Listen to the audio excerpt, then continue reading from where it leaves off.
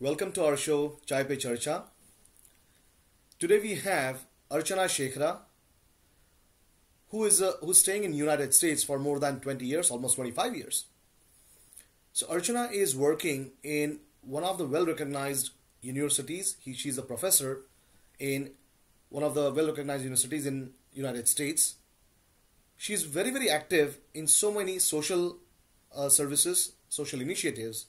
So today we would like to understand her thoughts about politics and current scenario of elections in India.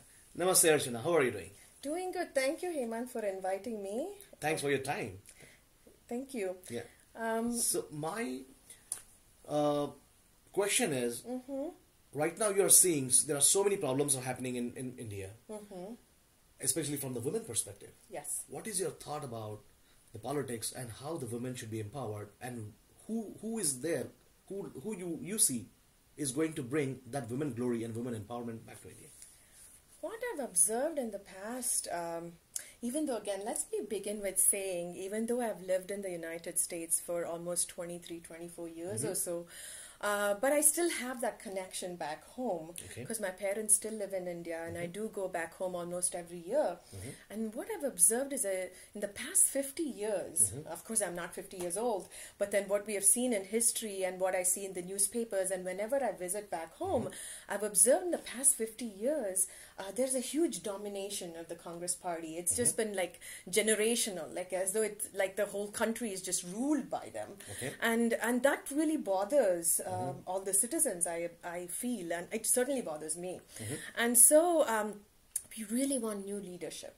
New leadership, something new to the country, because again, the party has almost been like a lip service. So whatever the leader wants to do, and I think the poor citizens just follow. It doesn't matter how high you are in the government, it really doesn't matter. You're just become a puppet in that particular scenario. So that really bothers us women, right? And then even though we don't physically stay in India, even though we are far away, it really bothers us. So as a woman, I think we need, like I mentioned, we need new leadership. And that new leadership, I certainly believe, is Shri Narendra Modi from Gujarat. Because what he has done to the state of Gujarat is highly remarkable, especially for women. For me, what I find completely appalling and astonishing and is the way he has given empowerment for women in terms of education. Because I'm an educator and I believe in that. So 100% women education, that's what he's trying to do, literacy. For no girls left behind. Girl child education. Yeah, exactly. That is something that I find is very amazing. Because here in the state of Illinois that we live in America, there is this pact called No Child Left Behind. And I find that happening in the state of Gujarat alone right now in India. So maybe we should use the Gujarat as a model, right, for the entire country, as an example. And then so I think Narendra Modi would be the right person who can do that. And what about our small-scale industries and subsidies that's been given in Gujarat? We all love Amul butter, right? Yeah, you're right. And then, I mean, when I go back home, I still love to eat a slice of cheese. And then here at the Indian grocery store too, we still use Amul butter once in a while. So now, think about that industry. The entire industry is run by women. And I think that is amazing.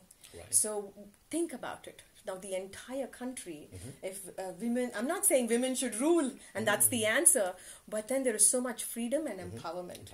And that would be a great example. And again, now I'm talking about healthcare. So what about pre-pregnancy and post-pregnancy caring of the infants and well as the mother, and then an entire court run by women. Again, I feel like perhaps Narendra Modi is the answer for us. And then again, let's see what our country can progress in another 50 years under his leadership. And I think it's about time that we give someone else a chance, right? And that chance, I think, is Modi.